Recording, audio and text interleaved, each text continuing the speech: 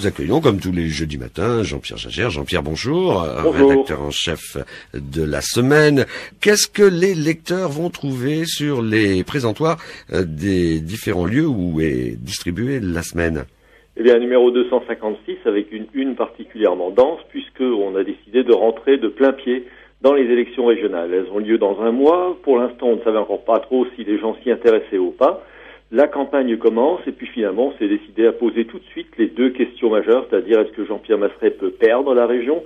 Est-ce que Laurent Hénart peut la gagner? Voilà, donc c'est sous cet angle-là et sur 5 pages avec des portraits, avec des analyses, avec du vécu sur un certain nombre d'événements des derniers jours, la visite de Martine Aubry notamment, l'inauguration du siège de l'UMP rue du Faisan, que nous avons fait donc ce dossier dans lequel on rentre vraiment à plein dans ces régionales qui sont quand même très importantes pour nous, pour beaucoup de décisions qui touchent à notre vie.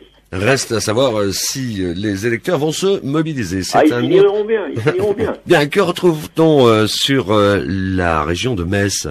Alors sur Metz, on a d'abord un constat. Vous parliez tout à l'heure pendant la météo de la lumière de janvier. Eh bien, d'après les tableaux de Météo France, on s'est rendu compte qu'il y avait eu 20 jours consécutifs d'absence de soleil en janvier. Nous sommes en déficit. Oui, manifeste. On est à 50% de l'ensoleillement normal et surtout, il y a eu ce trou du 6 au 26 janvier avec une simple petite pointe le 17 janvier de 2h le matin. Assez impressionnant. Sinon, sur Metz, on parle aussi de la future place de la République avec un certain nombre de vues exclusives qui montrent à quoi ressemblera la future grande allée entre l'Arsenal et la rue des Clercs. Le nouveau visage de Metz La Nouvelle République, oui. Absolument. Jean-Pierre, qu'y a-t-il du côté de Thionville? Puisqu'on remonte bien sûr vers le Luxembourg et vers Thionville. Thionville, c'est du côté des solidarités actives qu'on voit parfois un peu moins que des grandes opérations. Là, c'est au lycée Hélène Boucher, c'est aussi un restaurateur de Terreville. Donc, nous avons, juxtaposé toute une série de démarches qui nous paraissent faire chaud au cœur. Et en Moselle-Est?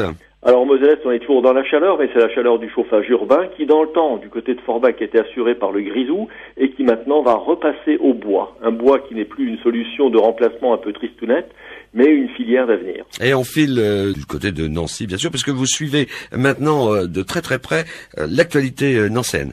Oui, avec Nancy, avec cette fois-ci l'A31 analysé par Christian Fra, qui est à la fois le président du SLUC et un transporteur, et aussi où on entend Didim parler de la manufacture, puisque Michel Didim est celui qui récupère la responsabilité artistique de cette salle nancéenne. Oui, très important. Et puis, personnage haut en couleur que Michel Didim.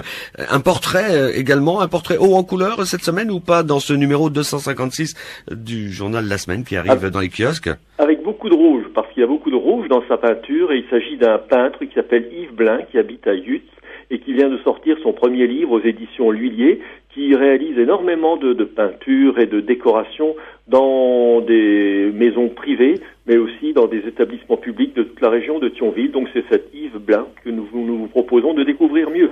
Jean-Pierre Jagère, rédacteur en chef du journal La Semaine, pour nous parler de ce que contient ce numéro 251, et pas seulement, et puis poursuivre bien sûr, et on le dit régulièrement tous les jeudis, la discussion et suivre aussi l'actualité qui n'est pas figée sur le site internet lasemaine.fr.